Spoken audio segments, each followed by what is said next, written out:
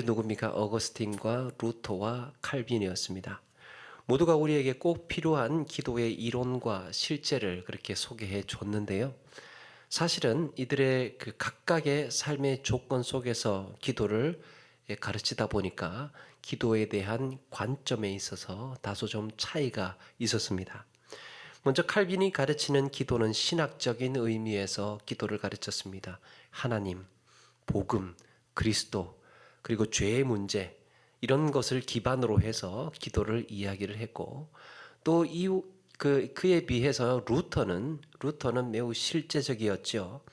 이발사였던 친구가 죄를 짓고 유배를 가게 되자 그에게 기도 생활을 어떻게 하면서 살아야 할지를 그 가이드를 가르쳐 줬습니다. 그래서 루터가 전해주는 기도의 가르침은 매우 실전적인 이런 문제에 초점을 두었습니다. 그리고 어거스틴은 마음의 동기에 강조점이 있습니다.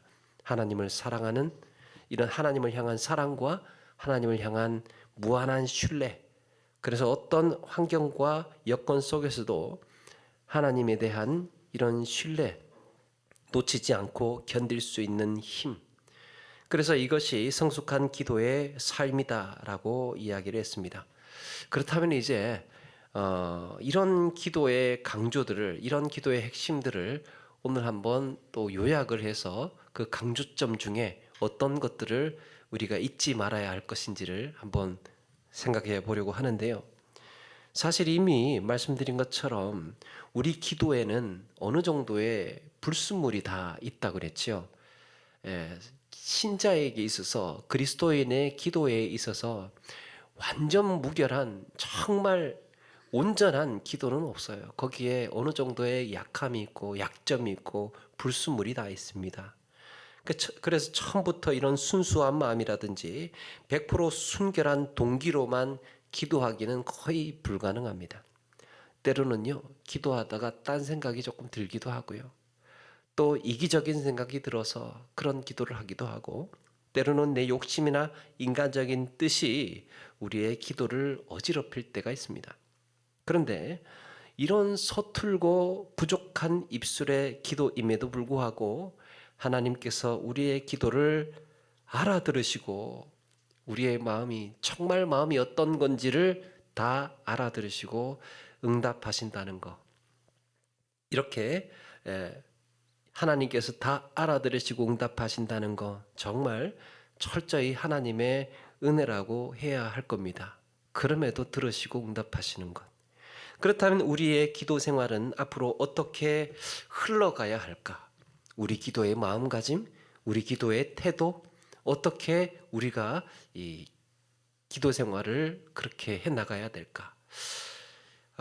기도의 스승들이 강조했던 이런 내용들을 한번 종합해서 그들이 가르쳐준 기도의 마음가짐은 어디에 있을까? 같이 한번 나누어 보겠습니다. 첫 번째가 정직한 자기인식입니다. 정직한 자기인식. 우리 기도에 불순물이 들어있고 우리 기도가 서툴고 부족한 근본적인 이유가 무엇입니까? 우리의 기도가 완전하지 못한 근본적인 이유. 여러 가지가 있겠지만 그 중에 하나가 자기 스스로와 솔직하게 마주하지 않기 때문이랍니다. 자기 스스로에게 솔직하지 못하기 때문에. 우리는 내면의 깊은 두려움을 갖고 삽니다. 절대로 노출되어서는 안 되는 흠과 상처를 품고 있어요. 나름대로 들키지 말아야 되는, 드러나지 말아야 되는 아픔들이 있어요. 나는 노출되지 않았으니까, 나는 평가받지 않고, 나는 밝혀지지 않았으니까, 나는 괜찮은 사람이고, 그래서 나는 비판해도 되는 사람이라고 생각할 수 없다는 거예요. 누구나 드러나지 않았지만, 밝혀지지는 않았지만, 다 아픔이 있고, 어두운 면이 있고, 흠이 있고, 연약한 부분이 있다는 거죠. 자기 내면에 대한 정당한 평가, 이것을 요즘 말로 자기 객관화라고 하죠. 자기 객관화, 메타인지. 하나님 앞에 모든 것을 꺼내놓지 않고서는 겸손을 논할 수 없다는 겁니다. 다 꺼내놓지 않으냐. 반대로 내 속에 있는 연약함, 흠과 상처가 다 꺼내어진 상태에서는 겸손하지 않을 수 없다는 겁니다. 우리의 성적표, 우리의 내면이 이런데요. 누가 거기에서 평가할 수 있으며 누가 거기에서 손가락질할 수 있겠습니까? 나 역시 그렇기 때문에, 나도 그렇기 때문에. 그래서 예수님은 이렇게 말씀하시죠. 어찌하여 형제의 눈 속에 있는 티는 보고 내 눈 속에 있는 들보는 깨닫지 못하느냐. 외식하는 자여, 먼저 내 속에 들보를 빼어라. 그 후에야 밝히 보고 형제의 눈 속에서 티를 빼리라. 들보, 기둥을 받치고 있는 들보, 더 크다는 거죠. 요한일서 1장 8절에도 말씀합니다. 만일 우리가 죄가 없다고 말하면 스스로 속이고 또 진리가 우리 속에 있지 아니할 것이요. 죄가 없다고 하는 사람, 나는 잘못한 게 없다고 하는 사람은 진리가 그 안에 없대요. 진리가 우리 안에서 부닥치지 않았기 때문에 죄를 고백하지 않는 거예요. 칼빈은 기독교 강요에서 말합니다. 지혜는 하나님을 아는 지식과 자기를 아는 지식으로 구성된다 그랬습니다. 하나님을 아는 지식과 자기를 아는 지식, 두 가지로. 하나님을 아는 지식이 필요하고 그만큼 그 중요한 만큼 자기를 아는 지식도 필요하다는 거예요. 여러분, 우리의 눈은 24시간 세상을 바라보고 있습니다. 하루 종일 외부로 향해 있어요. 반면에 나의 부패한 내면을 보는 데에는 잘 시간을 들이지를 않습니다. 오히려 나만 눈 감으면, 나만 모른 채 하면 된다고 생각합니다. 아무도 모르니까. 기도에서는 그게 불가능하다는 거예요. 기도는 그게 불가능해요. 왜 그렇습니까? 극도의 아름다움이나 순수함에 다가갈수록 우리의 더러움이나 추악함은 더 선명하게 드러나기 때문이에요. 하나님은 극도로 순결하고 극도로 거룩하신 분이죠. 그래서 하나님께 가까이 나아가면 나아갈수록, 하나님과 친밀해지면 친밀해질수록 우리의 모습이 생생하게 그대로 드러난다는 거예요. 깨끗한 옷에 튄 얼룩이 더 잘 보입니다. 주님 곁에 서면 우리의 죄성이 더 밝히, 더 선명하게 드러나는 거예요. 주님 곁에 서면. 나쁜 사람 속에서, 못된 사람 속에서, 다 거짓말하는 사람들 속에서는 우리의 거짓말이 잘 드러나지 않습니다. 그런데 하나님 곁에 서면, 하나님 곁에 서게 되면, 그 앞에 서게 되면 우리의 나약함, 우리의 부패, 우리의 추악함이 어떤지가 낱낱이 드러나게 된다는 거죠. 이사야는 거룩한 하나님 앞에서 가장 먼저 자기를 깨닫고 탄식합니다. 오늘 읽었던 말씀, 화로다 나여 망하게 되었도다. 나는 입술이 부정한 사람이요, 나는 입술이 부정한 백성 중에 거주하면서 만군의 여호와이신 왕을 배웠음이로다. 이렇게 부정한 내가 만군의 여호와를 보고 있는 그런 자신을 보고 있었던 거예요. 자기를 발견한 겁니다. 자신의 죄가 무엇인지, 자기의 상태가 어떤 것인지를 알지 못하면 거룩한 주님의 속성을 알지 못하는, 하나님이 얼마나 거룩하신 분인지 내 죄를 알지 못하면, 나의 부패함을 알지 못하면 하나님의 거룩하심도 알지 못한다는 거예요. 이게 두 개가 같이 붙어 있는 겁니다. 같이 붙어 있는 거. 하나님이 왜 위대하십니까? 하나님이 왜 강하십니까? 내가 그만큼 무지함을, 내가 그만큼 연약하다는 것을 알기 때문에 위대하다고 하는 것 아닙니까? 자신의 철저한 무능과 죄성을 깨달은 베드로가 이렇게 고백을 했죠. 주여 나를 떠나소서, 나는 죄인이로소이다. 베드로는 나의 고기 잡는 재주가 이게 내 강점이라고 생각하면서 살았습니다. 그래도 이만하면 자부심 갖고 살 줄을 알았어요. 그런데 주님 앞에 자기를 발견한 베드로는 초라하기 그지없는 죄인일 뿐이었습니다. 자기의 실상을 본 거예요, 주님 앞에. 그래서요, 저는 이 소망 있는 교회가, 정말 소망 있는 교회가 정직한 자기 인식이 있는 교회라고 생각합니다. 아무도 욕하는 사람이 없어요. 아무도 평가하는 사람이 없어요. 아무도 비난하는 사람이 없어요. 그 교회 안에서요, 서로에게 욕하는 사람이 없고 비난하는 사람이 없으면 소망이 있어요. 그런데 알게 모르게 뒤에서 옆에서 욕하고 비난하고 그렇게 되면요, 심각해집니다. 힘들어져요.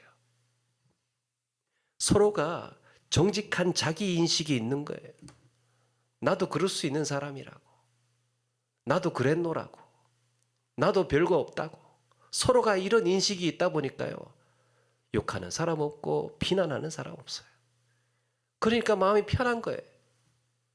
서로에게 긴장하지 않고 마음을 열 수 있는, 모두가 자기 스스로를 정직하게 보았기 때문입니다. 정직하게. 거기가 안전해요. 안전해요. 히브리서 기자는 이렇게 말씀합니다. 만물이 벌거벗은 것 같이 그 앞에 나타나지 않는 것이 없다 그랬습니다.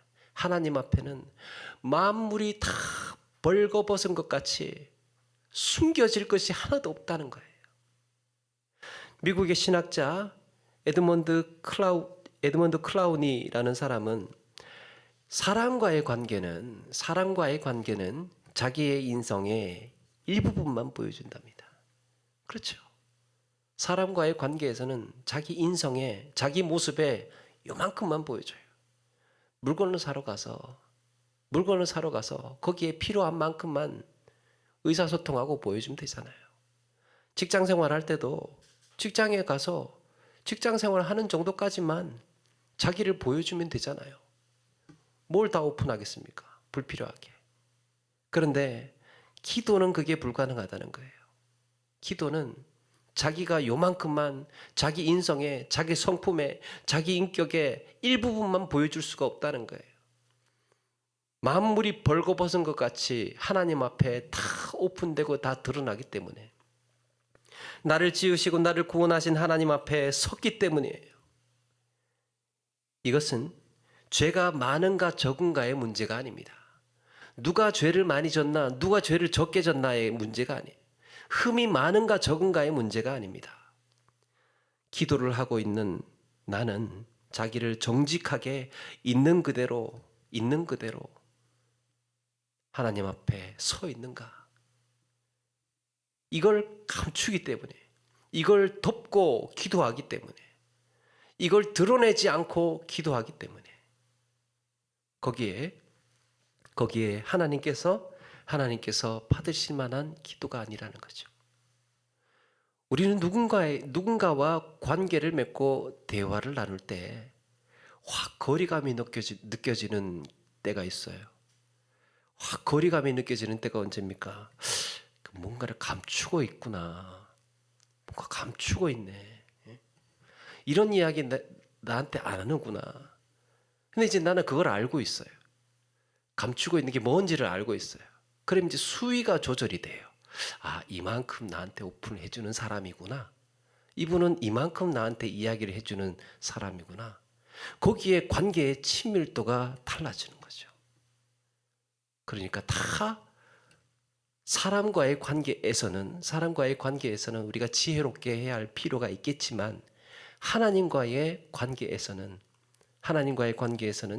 정직한 자기 인식이 필요하다는 겁니다.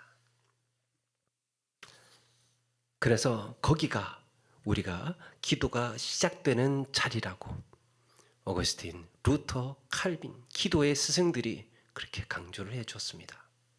두 번째, 우리의 기도에 필요한, 우리가 늘 의식하고 돌아가야 할 기도의 자리, 그게 뭐냐? 철저한 신뢰예요. 하나님을 향한 철저한 신뢰. 여러분, 하나님을 신뢰한다는 게 뭘까? 하나님을 신뢰한다. 단순히 하나님의 뜻이라 여겨지면 거기에 아무런 토를 달지 않고 맹목적으로 순종하는 게 이게 신뢰일까? 하나님이니까 토를 달면 안 돼. 그냥 무조건 순종해야 돼. 무조건. 그게 하나님을 신뢰하는 것일까? 그거는요, 그냥 엎드리는 거예요. 그냥 위력에 엎드리는 겁니다. 그렇지 않습니까? 위력에. 두려우니까 엎드리는 거예요. 하나님이 하라고 하니까 하는 거잖아요. 성경에서 가르쳐 주는 하나님에 대한 우리의 감정은요, 두 가지가 있습니다. 경외감과 친밀감이에요. 경외감과 친밀감. 두 가지가 서로 안 어울리는 것 같은데 이 두 가지가 우리의 기도에서도 필요하다는 거예요. 하나님을 두려워하면서도 한편으로는 하나님께 가까이 나아갈 수 있는 관계. 하나님이 두려우면서도 하나님을 높이면서도 하나님을 친밀하게 생각하고 가까이 나아갈 수 있는 관계. 이런 점에서 신뢰는 두 가지 측면이 있어요. 신뢰는 두 가지 면이 있습니다. 나보다 나를 더 잘 아시는 하나님께서 내 기도를 들으시기 때문에 거기에 따르는 순종하는 태도예요. 신뢰의 결과죠. 그런데 또 하나는 신뢰하기 때문에 끈질기게 매달리는 겁니다. 신뢰하기 때문에. 여러분, 어린애가 엄마랑 편의점을 지나고 있는데 아이스크림을 사달라고 졸라요. 어린애가. 그러니까 엄마는 안 된다고 그러죠. 그런데 아이는 생각합니다. 어쩌면 이렇게 계속 조르다 보면 들어주실지도 모른다는 신뢰. 엄마니까 그렇게 하잖아요. 지나가는 아저씨한테 어떻게 그 붙들고 아이스크림 사달라고 하겠습니까? 엄마니까 그러는 거예요. 노르웨이의 할레스비라고 하는 신학자가 있는데요. 이렇게 말합니다. 기도의 결론은 그럼에도 불구하고 주님의 뜻이 이루어지이다 라고 해야 하지만 기도는 언제나 주님을 붙들고 버리는 한바탕 씨름으로 시작해야 된다. 우리 기도의 마지막은 그럼에도 불구하고 하나님의 뜻이 이루어질 겁니다. 지기를 원합니다. 이지만 우리의 기도의 시작과 기도의 과정은 주님을 붙들고 늘어지는, 그래서 한바탕 씨름으로 그렇게 이어져야 된다는 거예요. 하나님과의 씨름. 이 씨름이 어떻게 가능하겠습니까? 어떻게 감히 하나님을 붙들고 늘어지겠습니까? 신뢰하기 때문에. 기도는 그저 수동적이고 차분하고 조용한 가운데에 일어나는 활동이 아니라는 거예요. 그냥 물론 하나님의 뜻을 제가 듣겠습니다. 종의 마음으로 듣겠습니다. 라고 고요하게 하나님의 음성을 들어야 하겠지만 그것만이 아니라는 거죠. 때로는 우는 사자와도 같이, 때로는 목숨을 걸고 덤비는 이 야곱의 간절함처럼 하나님 안 들어주시면 이 옷자락 안 놓겠습니까? 안 놓겠습니다. 뭐 이런 결단으로 그렇게 붙들고 매달리는 기도의 야성도 필요하다는 겁니다. 물고 늘어지는 거죠. 하나님밖에 없다고. 그래서 아브라함이 어떻게 기도했습니까? 아브라함이 심판받아 마땅한 그런 소돔과 고모라여도 구해달라고 붙들고 늘어지는 거죠. 하나님 50명 의인이 있으면 살려주시겠습니까? 45명 있으면 살려주시겠습니까? 아니요. 45명 안 될 것 같아서 40명 있으면 살려주시겠습니까? 30명은 어때요? 이렇게 계속해서 하나님과 물고 늘어지는 거예요. 그러니까 아브라함의 결국은 무엇입니까? 아브라함의 의도는 소돔과 고모라 살려달라는 거잖아요. 모세는 어떻습니까? 시내산에 올라간 모세가 내려오지 않으니까 밑에서는 금송아지를 만들어서 거기에 엎드리고 있었습니다. 금송아지 만들었어요. 하나님께서 진노하셔서 다 쓸어버리시겠다고 작정하셨습니다. 이놈의 이스라엘 다 쓸어버리고 내가 다시 민족을 일으켜 세우겠다. 이때 모세가 온몸을 던져요. 이스라엘을 멸망시키는 것이 그때 하나님의 뜻이었어요. 그런데 모세가 몸을 던집니다. 그들의 죄를 사하여 주옵소서. 그렇지 아니하오면 원컨대 주께서 기록하신 책에서 내 이름을 지워버려 주옵소서. 차라리 제 책에서, 생명책에서 제 이름 지워달라고 자기를 걸었어요. 자기를 걸어서 이스라엘을 구하고 있습니다. 그 밖에도 하나님의 뜻에 의문을 제기했던 하박국이나 도대체 인생이 왜 이러냐, 고통이 왜 이러냐 그러면서 욥과 같은 사람들이요, 젖먹던 힘을 다해서 하나님께 매달렸습니다. 모르니까. 그럼에도 항상 결론은 무엇입니까? 이런 결론이 무엇입니까? 하나님의 오르심이에요. 하나님의 오르심. 하나님께서 주신 선물에, 하나님이 행하신 일에 내가 신뢰하고 감사하고 따르기를 원합니다. 이렇게 결론이 맺어집니다. 기도의 사람들의 결론이 하나님을 향한, 하나님께서 오르셨습니다. 하나님의 뜻대로 이루어지기를 원합니다. 그게 기도의 결론이라는 거예요. 한결같은. 하나님과 씨름은 할지어도, 하나님과 붙들고 늘어질지어도 결국에 하나님의 이 선택, 하나님의 결론에서는 그걸 인정하는 거예요. 그런데 하나님의 지혜나 주권을 인정하지 않는 기도, 철저한 신뢰에 기반을 두지 않는 기도는 어떤 건지 아십니까? 신뢰에 기반을 두지 않는 기도가 있어요. 끈질기게 기도합니다. 끈질기게. 될 때까지 매달려요. 그러다가 원하는 응답을 얻지 못하면 마음이 돌아서요. 시험 들어요. 거기에 분노합니다. 마음이 틀어져요. 혹시나 해서 했는데 해보니까 안 되네 역시나. 이런 거예요. 하나님을 향한 기본적인 신뢰가 전제되어 있지 않고 깔려 있지 않은 기도다 보니까 기도로 한번 거래를 해보고 내 뜻대로 안 이루어지니까 돌아서는 겁니다.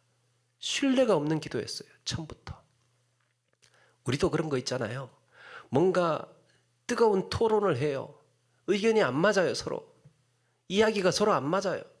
그런데 막 이렇게 해야 된다, 저쪽엔 저렇게 해야 된다, 막 밀고 당기고 하다가 한쪽에서 이렇게 하자라고 강하게 주장을 해서 그렇게 하기로 했어요. 두 가지 반응이 나타납니다. 하나는 그래, 그렇게 한번 해보자. 그래, 당신이 그렇게 선택을 하고 결정을 했다면 같이 한번 그렇게 나가보자 라는 거 하나 있고요. 또 하나는 고집 세가지고 내 말 안 듣네 이렇게 되는 거예요. 다음은 당신하고 이야기 안 해. 같이 일 안 해. 신뢰가 있느냐 없느냐의 문제입니다. 신뢰의 문제. 그게 하나님과의 관계에서 기도에 있어서 이 철저한 하나님을 향한 신뢰는 빼놓을 수 없는 기본적인 우리의 태도, 마음가짐이라는 겁니다. 그러니까 신뢰에 기반을 둔 기도는 하나님의 뜻과 내 뜻이 충돌하고 견주어졌을 때 그래서 끈질기게 씨름을 하다가 결국에는 내가 바라던 대로 이루어지지 않더라도 기꺼이 하나님의 지혜로운 판단을 인정하고 거기에 순종하는 겁니다. 모든 게 내 손을 떠나더라도요. 다 내 뜻대로 안 됐어요. 다 내가 원하는 대로 안 됐어요. 다 떠나더라도 하나님을 향한 신뢰는 놓치지 말아야 한다. 많은 고뇌와 간절한 몸부림 속에서도 결국에는 하나님을 향한 신뢰의 자리로 돌아가는 우리 모두가 되시기를 바랍니다. 철저한 하나님을 향한 신뢰는 흔들림이 없어요.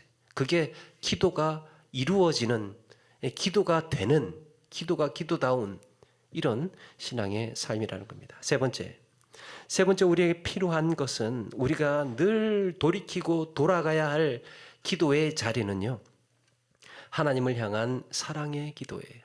사랑의 기도. 야고보서 1장 6절 이하에 이렇게 말씀합니다. 의심하는 자는 마치 바람에 밀려 요동하는 바다 물결 같으니 이런 사람은 무엇이든지 주께 얻기를 생각하지 말라. 얻을 자격 없다는 거죠. 의심하는 사람은.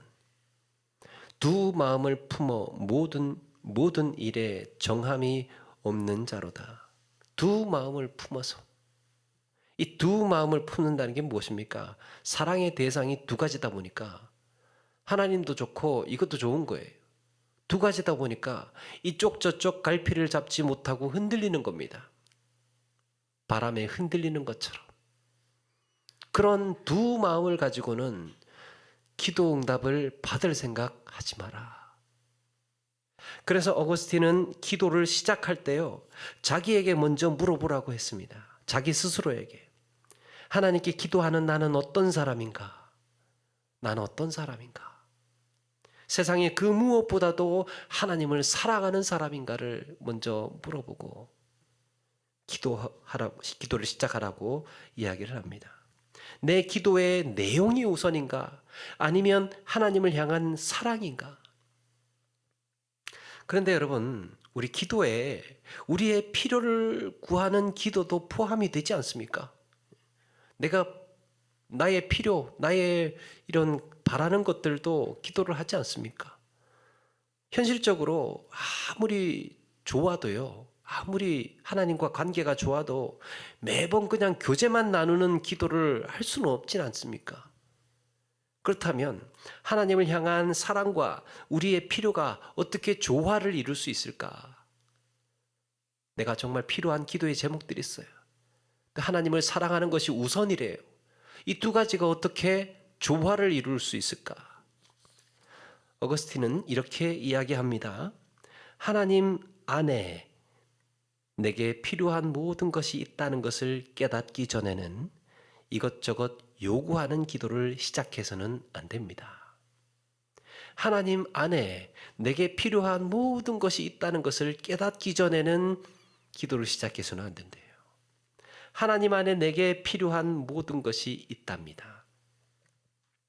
그래서 유명한 이야기가 있지 않습니까? 나라에 매우 큰 공을 세운 신하들을 불러다가 원하는 것 한번 말해보라고 내가 소원 왕이 신하에게 말합니다. 원하는 것 이야기해보라고 내가 들어줄 테니까. 그러니까 어떤 신하가 땅을 달라 그럽니다. 땅. 왕이시여 영토를 주시옵소서. 그러니까 좋다 그러면서 땅을 아주 크게 떼어주고 보냈어요. 두 번째 신하는 금은보화를 달라고 합니다. 그러니까 좋다 그러면서 금은보화를 막 평생 써도 남을 정도의 금은보화를 줘서 보냈습니다. 세 번째 신하가 말합니다. 왕의 곁에 있게 해주십시오. 평생 왕의 곁에 있게 해주십시오. 그가 왕의 마음을 얻었어요. 왕의 마음을 얻었어요. 여러분, 성경 전체에서요, 성경에서 처음부터 끝까지 하나님께서 우리에게 바라는 게 있어요. 하나님께서 우리에게 원하시는 게 있습니다. 그게 뭐냐? 네 마음을 줘.